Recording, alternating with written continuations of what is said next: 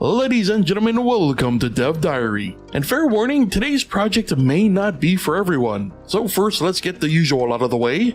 If you enjoyed the video, be sure to leave a like, subscribe if you're new to the channel, and turn on notifications so you don't miss future videos. So today's game was inspired by thalassophobia, the fear of the deep ocean. It's one that I deal with personally, so I wouldn't blame any of you who may find this project to be a bit much. But this is your final warning as we're about to dive in.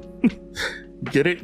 Sorry, just trying to lighten the mood. Anyway, we just worked on an underwater action game, a link to which can be found in the description, and one I highly recommend watching first because we're using that project as the base for today's project. Now, while recording footage for that project, there was a bit where I disabled all enemies in order to get a clean run through of just the level generation, and it was weirdly creepy, which was made way worse by my own imagination, which started to think up ways to make this scene even creepier, and so why not embrace it and indulge in some of that creepiness. So let's get the obvious out of the way. The color palette was reduced to black and white, basically monochrome, outside of a single shade for the background and a single color, which we'll get to later. Also, the player is now engulfed in darkness. The player's only source of light follows them, but sticks to moving in an invisible grid. The player is also still only able to move in a single direction at a time. And speaking of the player, they've now got something new to keep track of: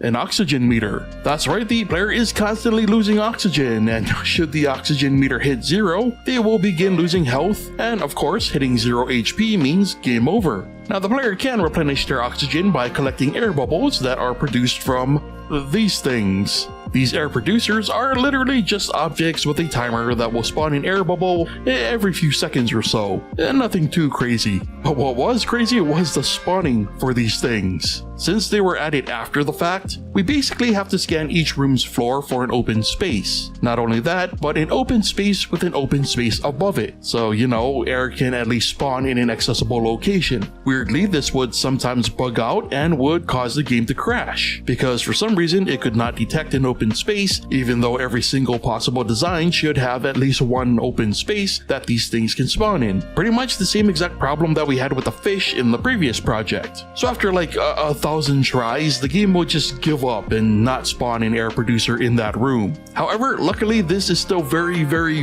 rare, so it wasn't too much of an issue. And you know, if anything, just made the game even that much more intense. And I do mean intense because, well, first, hey, if you enjoyed the content, supporting me on Patreon is the best way to help me keep making it. Doing so can get you access to exclusive content and downloads, and even early access to the weekly Dev Diary videos before they're released on YouTube. So yeah, if the anxiety of potentially drowning in the dark abyss wasn't stressful enough, well, I hate to break it to you, but the player is not alone. Indeed, somewhere at all times, there lurks a large, long creature just waiting to take a chunk out of the player. Thankfully, the creature is relatively blind, and so it'll only start to recognize a player as food if they're moving while nearby. And this is where the only bit of color comes in, which is the monster's red eye, signifying the player's immediate danger. Because once the monster recognizes the player as food, it'll begin to chase them until it loses sight. And the best way to do this is to simply stop moving as soon as possible. Now, while the monster is not aggroed, it works kind of like the alien from Alien Isolation. While it always knows where the player is, a lot of the time the monster will simply patrol around their position. The other challenge with creating this monster was doing something special for the sake of the video, while also exercising them game design muscles. In order to signal to the player that danger is imminent, we use good old screen shake. Now, obviously, if this were a full game, we'd do some audio work, maybe some spatial stuff, but visually there had to be some tells, and screen shake seemed to be the most immersive choice. It's dramatic enough to get an immediate point across while also not hitting the player over the head with the obvious. In fact, subtlety was kind of the goal, and when I mean subtle, I mean the subtlety that the player is never really in control in this game.